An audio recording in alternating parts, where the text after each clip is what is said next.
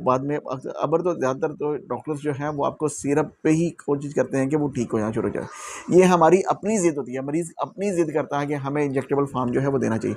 ऐसे में वो अपना नुकसान कर रहे होते हैं।